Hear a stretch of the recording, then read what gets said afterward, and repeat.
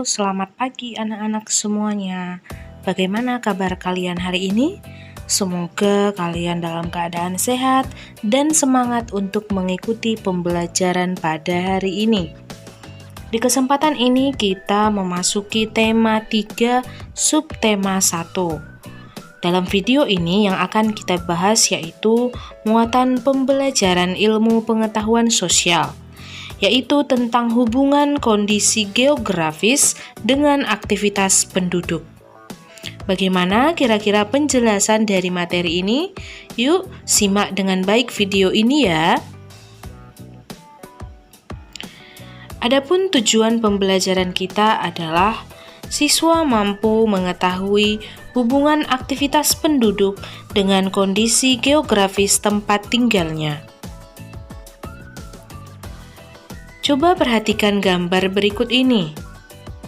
Ya, di mana kalian dapat menemukan kebun teh seperti pada gambar di atas.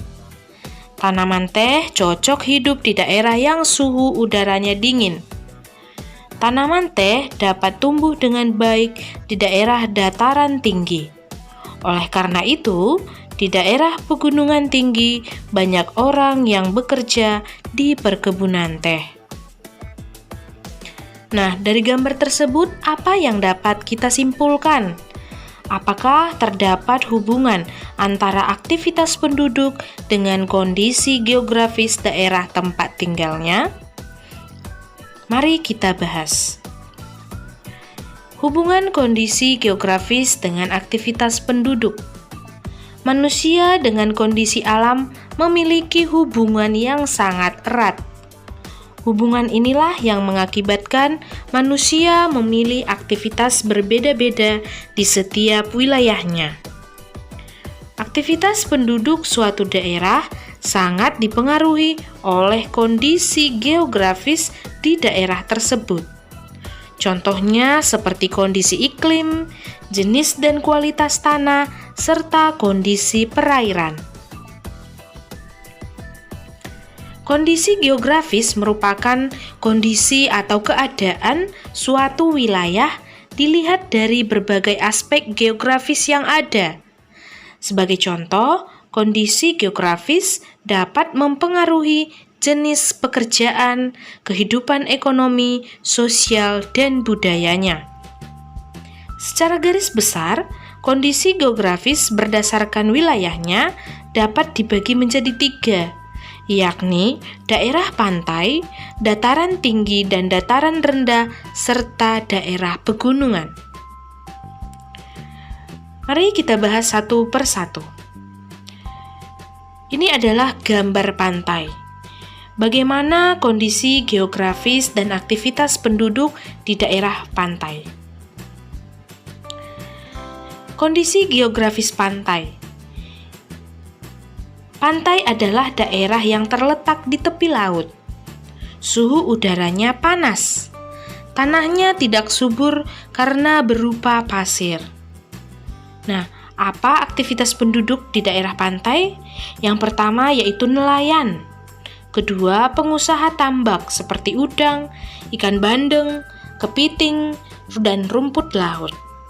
Ketiga, petani tambak. Ya, petani tambak ini merupakan orang yang bekerja pada pengusaha tambak. Keempat, petani garam, yaitu para pekerja yang mengerjakan usaha pembuatan garam. 5, sebagai objek wisata. Yang keenam, pengrajin dari cangkang kerang, bebatuan, dan pasir pantai. Kita lanjut, yang kedua adalah dataran tinggi, ya. Ini adalah contoh gambar dataran tinggi. Bagaimana kondisi geografis dan aktivitas penduduk di daerah dataran tinggi? Dataran tinggi adalah bentuk muka bumi yang relatif datar dan memiliki ketinggian lebih dari 500 meter di atas permukaan laut. Di dataran tinggi udaranya sejuk. Tanahnya subur karena memiliki kualitas unsur hara yang baik. Aktivitas penduduk di dataran tinggi cenderung melakukan kegiatan ekonomi di lahan kering atau lahan pertanian seperti sayur-sayuran, buah-buahan, dan tanaman hias. Adapun aktivitas penduduk di dataran tinggi yaitu 1. Petani seperti kol, sawi, wortel, dan brokoli. Yang kedua, petani lahan yaitu mereka-mereka yang mengolah lahannya sendiri. Yang ketiga, pekerja penggarap. Ya, pekerja penggarap ini bekerja di lahan para petani lahan. Keempat, pekerja perkebunan seperti kopi, teh, dan cengkeh. 5. Pedagang menjual hasil pertanian dan perkebunan. Keenam, objek wisata. Yang ketujuh, tempat peristirahatan atau villa. Dan yang ke-8, beternak sapi dan kambing serta binatang-binatang ternak lainnya. Dan yang ketiga adalah dataran rendah. Ini adalah gambar dataran rendah. Bagaimana aktivitas penduduk dan kondisi geografisnya? Ya, dataran rendah adalah permukaan bumi yang datar, yang ketinggiannya kurang dari 200 meter di atas permukaan laut. Suhu udaranya panas, tanahnya subur karena tersedianya air yang cukup, kemudian sebagai pusat permukiman. Karena tersedianya air yang cukup dan iklim yang cukup baik untuk pertumbuhan tanaman, maka aktivitas penduduk di dataran rendah yaitu yang pertama yaitu bertani, seperti padi dan jagung, perikanan, beternak ayam, bebek, dan angsa, perkebunan seperti tebu dan kelapa, ya.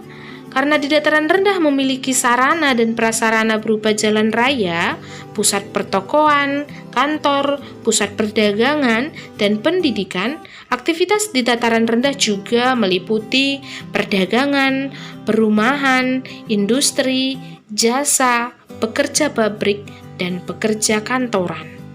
Ini adalah aktivitas-aktivitas penduduk di dataran rendah.